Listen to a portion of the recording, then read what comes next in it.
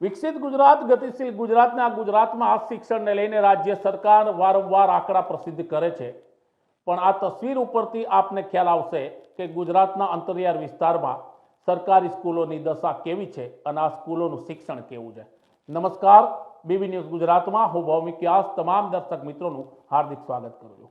આપને જણાવી દે કે વિકસિત ગુજરાતમાં સરકારી સ્કૂલોની દશા કેવી છે તે આ તસવીર પરથી સાબિત થાય છે। રાધનપુરમાં આવેલ પ્રેમનગર સરકારી પ્રાથમિક શાળાને ત્યાંના ખુદ ગ્રામજનોએ તાળાબંધી કરી દેતા શિક્ષણ વિભાગમાં હડકંપ મચી ગયો છે અને ગ્રામજનોનો આરોપ છે કે શાળાના આચાર્ય દ્વારા વિદ્યાર્થીઓને સારું શિક્ષણ નથી આપવામાં આવતું। આ બાબતે અમે અનેકવાર જિલ્લા શિક્ષણ અધિકારી અને જિલ્લાના સંબંધિત અધિકારીઓને રજૂઆત કરી, છતાં કોઈ ઉકેલ ના આવતા અમે જ સ્કૂલને તાળાબંધી કરી દીધી છે। જ્યાં સુધી શિક્ષણ હિતને લઈને નિવારણ નહીં આવે ત્યાં સુધી તાળાબંધી યથાવત રહેશે। શિક્ષણની દશા અને ગામની દિશા સુધારવા માટે ગ્રામજનોએ આ તાળાબંધી કરી છે।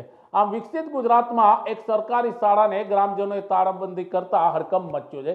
આપને જણાવી દે કે આ સ્કૂલમાં છેલ્લા કેટલાય સમયથી બાળકોને જે શિક્ષણ આપવામાં આવતું હતું તેને લઈને બાળકોના વાલીઓની ફરિયાદ હતી અને તે ફરિયાદ તેમણે ત્યાંના આચાર્યને કરી હતી, પણ આચાર્યએ ધ્યાન ન આપ્યા બાદ ગ્રામજનોએ ઉચ્ચ અધિકારીઓને રજૂઆત કરી। ઉચ્ચ અધિકારીઓએ પણ ઉકેલ ન લાવતા આખરે ગ્રામજનોએ પોતાના બાળકોને ભણાવતી સ્કૂલને તાળાબંધી કરી દીધી।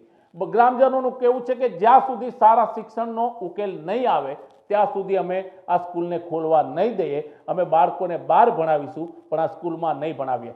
પણ એક સરકારી શાળાને તાળાબંધી થતા અનેક સવાલો ઊભા થાય છે કે રોલ મોડેલ અને ઉચ્ચ શિક્ષણ સ્કૂલની વાત કરતી સરકાર આ બાબતે હવે શું કરશે।